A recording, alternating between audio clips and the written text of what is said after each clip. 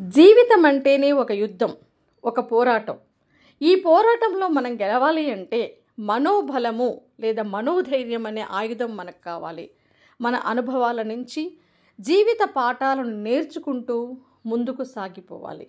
నిజానికి మనతో మనం చర్చించుకుంటే, మనకు మనం ధైర్యం చెప్పుకుంటే చాలా సమస్యలు పరిష్కరించబడతాయి. నీకు నిస్సహాయత ఆవహించినప్పుడు, సమస్యలు సవాళ్లు విసిరినప్పుడు ఓదార్పు కోసమో మరొకరి చేయూత కోసమో ఎదురు చూడకు. ఎవరి నుంచి ఏది ఆశించకు. నిజానికి నీకు నీవే ఓదార్చుకో. సమస్యలను విశ్లేషించుకో. నిజంగా సమస్య ఎదురైనప్పుడు వాటిని మనం విశ్లేషించుకుంటున్న కొద్దీ కొన్నంత సమస్యలు కూడా అనువంతగా మారుతాయి. మొదట వామ్మో ఈ సమస్య నేను తట్టుకోగలనా, ఫేస్ చేయగలనా అనిపిస్తుంది. కానీ మనం దాన్ని విశ్లేషించుకుంటున్న కొద్దీ ఓ ఇంతేనా, నేను ఖచ్చితంగా దీని నుంచి బయటపడగలను అనే ధైర్యం వచ్చేస్తుంది. కాబట్టి మనం మానసికంగా విశ్లేషించుకోవాలి, దాన్ని సమీక్షించుకోవాలి. భయపడుతూ పోతే తాడు కూడా పామే మనల్ని భయపెట్టిస్తుంది. అది ధైర్యంగా ముందడుగు వేస్తే గడ్డి పోచ కూడా ఆయుధమై నీకు తోడుంటుంది. కాబట్టి ధైర్యంగా ముందుకెళ్ళాలి. భయపడుతూ పోతే గోరంత సమస్య కూడా కొండంతగా మారి నిన్ను నీకు దూరం చేసి నీ శక్తిని శూన్యం చేస్తుంది. అదే ధైర్యంగా ముందుకెళ్తే కొండంత సమస్య కూడా గోరంతగా మారి ఇంతేనా అనిపిస్తుంది. కాబట్టి ధైర్య సాహసి. పరిస్థితులు బాగోలేనప్పుడు, కాలం కక్షగట్టినప్పుడు కాసేపు సహనం వహించు.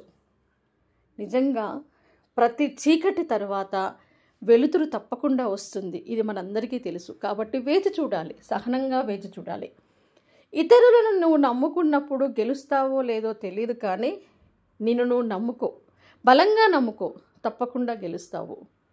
ఎదురు దెబ్బల నుండి జీవిత పాఠాలు నేర్చుకో. నీకేదో నేర్పించడానికే పరీక్షలు ఎదురవుతున్నాయని గ్రహించు. పరీక్షలు ఎదురవగానే దిగాలు పడిపోకు. జీవితం అన్నాక సమస్యలు సహజమే. ప్రశాంతంగా ఆలోచిస్తే సమస్య పక్కనే పరిష్కారం దొరుకుతుంది. సమస్యలు ఎదురైనప్పుడు మెదడు మరింత చురుకుగా ఆలోచించాలి. ప్రతి తాళానికి తాళం చెవి ఉన్నట్టుగా ప్రతి సమస్యకి పరిష్కారం ఉంటుంది.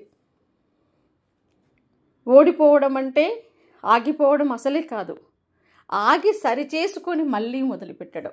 నిజంగా ఫెయిల్యూర్ అనేది ఒక కామా మాత్రమే, ఫుల్ స్టాప్ కాదు. ఓటమి తర్వాత నీ వేగం మరింత పెరగాలి. గోడకు కొట్టిన బంతిలాగా మరింత వేగంగా నువ్వు ముందుకెళ్ళాలి. అవమానాలు ఎదురైనప్పుడు కాసింత బాధ కలగడం సహజమే. కానీ ఆ క్షణమే నీ మనసు నీకు ప్రతిజ్ఞ పూనాలి, అవమానించిన వారికి నీ విజయంతో సమాధానం చెప్తాను అని. నిజంగా మనం పడిపోయినంత మాత్రాన ఓడిపోయినట్లు కాదు. లేవడానికి మళ్ళీ ప్రయత్నించకపోవడమే నిజమైన ఓటమి. కాబట్టి కెరటం నీ ఆదర్శం కావాలి. పడినప్పుడల్లా లేచి నిలబడాలి. చాలాసార్లు మౌనమే మంచిది. సమయం మనది కానప్పుడు మౌనం వహించు. మౌనంగానే ఎదగమని మొక్క నీకు చెప్తుంది. నిజంగా ఎంత ప్రేరణ కదా. అలాంటి పాటలు వింటూ ఉండండి. మీకు మోటివేషన్ అనేది అప్పుడప్పుడు మీకు చాలా అవసరం. నిన్ను అపహాస్యం చేసిన వారికి నీ విజయంతో సమాధానం చెప్పు. ఎదురైన ప్రతి అవమానాలే నీకు ప్రేరేపకాలు కావాలి. కాబట్టి లేచి ప్రయత్నించు. సక్సెస్తో సమాధానాన్ని ఇవ్వు.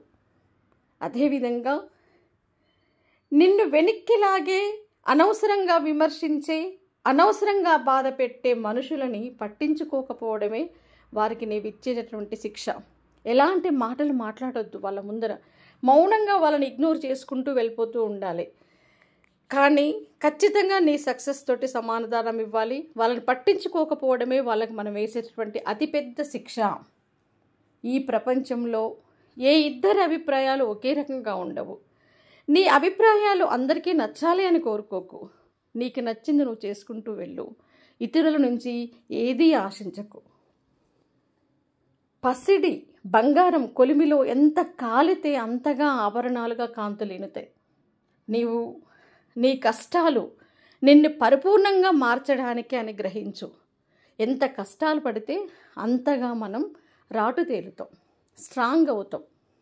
గాయాలను ఓర్చుకుంటేనే వెదురు వేణువైంది. ఎదురు దెబ్బలు తగిలితేనే నువ్వు రాటు తేలేది. నిజంగా వెదురుకు గాయాలను ఓర్చుకోకపోతే అది వెదురులాగే మిగిలేది, వేణువు కాకపోతుండే. అంటే గాయాలు తగులుతున్నాయి అంటే మనం డెవలప్ అవుతున్నాం అని అర్థం.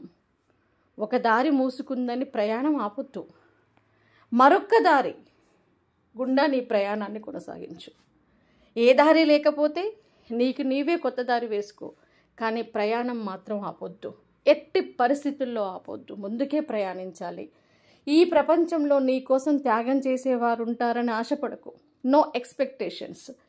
నిన్ను మించిన నేస్తం నీకు మరొకరుండరు. నీకు నువ్వే, నీ కోసం నీవే యోగిలాగా సాగిపో. నీతో నిరంతరం మాట్లాడుతూ ఉండు. చాలా సమస్యల పరిష్కారం నీతో నువ్వు మాట్లాడుకుంటూనే దొరుకుతుంది. ఇది నా ఎక్స్పీరియన్స్ ద్వారా నేను చాలాసార్లు ఈ విషయంలో నేనే ఎక్స్పీరియన్స్ అయ్యాను. ఏది జరిగినా మన మంచికే.